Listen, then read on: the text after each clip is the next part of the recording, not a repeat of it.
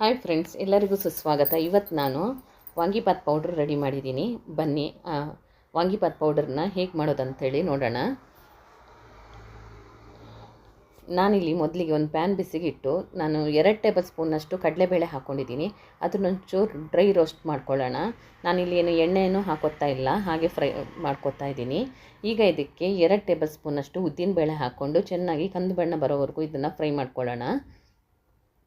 ನಂತರ ಇದಕ್ಕೆ ಅರ್ಧ ಸ್ಪೂನ್ನಷ್ಟು ಕಾಳು ಮೆಣಸು ಹಾಕ್ಕೊತಾ ಇದ್ದೀನಿ. ಹಾಗೆ ಒಂದು ಅರ್ಧ ಕಪ್ನಷ್ಟು ಧನಿಯಾ ಹಾಕ್ಕೊಳ್ತಾ ಇದ್ದೀನಿ. ನೀವೊಂದು 7ರಿಂದ 8 ಟೇಬಲ್ ಸ್ಪೂನ್ನಷ್ಟು ಧನಿಯಾ ಹಾಕ್ಕೊಳ್ಳಿ. ಇದಿಷ್ಟನ್ನು ಚೆನ್ನಾಗಿ ಡ್ರೈ ರೋಸ್ಟ್ ಮಾಡ್ಕೊಳ್ಳೋಣ. ನೋಡಿ, ಈಗ ಕಲರ್ ಚೇಂಜ್ ಆಗಿದೆ. ಈಗ ಒಂದು ಪ್ಲೇಟ್ಗೆ ಇದನ್ನು ತೆಗೆದಿಟ್ಕೊಳ್ಳೋಣ. ಈಗ ಅದೇ ಪ್ಯಾನ್ಗೆ ನಾನು ಒಂದು 15 ಬ್ಯಾಡಗಿ ಮೆಣಸನ್ನ ಹಾಕ್ಕೊತಾ ಇದ್ದೀನಿ. ಇದು ಸ್ವಲ್ಪ ಖಾರ ಇದೆ ಬ್ಯಾಡಗಿ ಮೆಣಸು. ಇದನ್ನು ಹಾಕ್ಕೊಂಡು ಚೆನ್ನಾಗಿ ಇದನ್ನು ಡ್ರೈ ರೋಸ್ಟ್ ಮಾಡ್ಕೊಳ್ಳೋಣ. ನಾನು ಯಾವುದಕ್ಕೂ ಎಣ್ಣೆ ಸೇರಿಸ್ತಾ ಇಲ್ಲ. ಎಣ್ಣೆ ಹಾಕಿದ್ರೆ ಹೆಚ್ಚು ದಿನ ಇಡೋಕ್ಕಾಗಲ್ಲ, ಅದಕ್ಕೋಸ್ಕರ ನಾನು ಹಾಗೆ ಡ್ರೈ ರೋಸ್ಟ್ ಮಾಡ್ಕೊತಾ ಇದ್ದೀನಿ.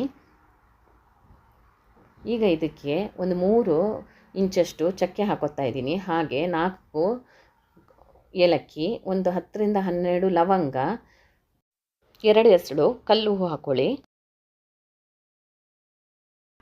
ಹಾಗೆ ಮರಾಠಿ ಮೊಗ್ಗು ಒಂದು 2 ಹಾಕ್ಕೊತಾ ಇದ್ದೀನಿ. ಒಂದು 10ರಿಂದ 12 ಲವಂಗ, ಇದಿಷ್ಟನ್ನು ಹಾಕ್ಕೊಂಡು ಇದನ್ನು ಫ್ರೈ ಮಾಡ್ಕೊಳ್ಳೋಣ. ನಂತರ ಇದಕ್ಕೆ 1 ಟೇಬಲ್ ಸ್ಪೂನ್ನಷ್ಟು ಗಸಗಸೆ ಹಾಕ್ಕೊತಾ ಇದ್ದೀನಿ.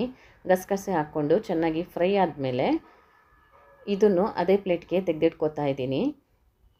ನಂತರ ಇದಕ್ಕೆ ನಾನಿಲ್ಲಿ ಒಂದು ಅರ್ಧ ಟೀ ಸ್ಪೂನ್ನಷ್ಟು ಅರಿಶಿಣ, ಹಾಗೆ ಒಂದು 1/4 ಟೀ ಸ್ಪೂನ್ನಷ್ಟು ಹಿಂಗೆ ಹಾಕ್ಕೊಳ್ತಾ ಇದ್ದೀನಿ. ಇದಿಷ್ಟು ಹಾಕ್ಕೊಂಡು ಇದು ಸ್ವಲ್ಪ ತಣ್ಣಗಾದ ಮೇಲೆ ಇದನ್ನು ಗ್ರೈಂಡ್ ಮಾಡ್ಕೊಳ್ಳೋಣ. ಮಿಕ್ಸಿ ಜಾರಲ್ಲೂ ಸ್ವಲ್ಪನೂ ನೀರಿರಬಾರ್ದು, ಫುಲ್ಲು ಡ್ರೈ ಆಗಿರೋ ಮಿಕ್ಸಿ ಜಾರ್ಗೆ ಹಾಕ್ಕೊಂಡು ಚೆನ್ನಾಗಿ ಇದನ್ನು ಪೌಡ್ರ್ ಮಾಡ್ಕೊಳ್ಳೋಣ.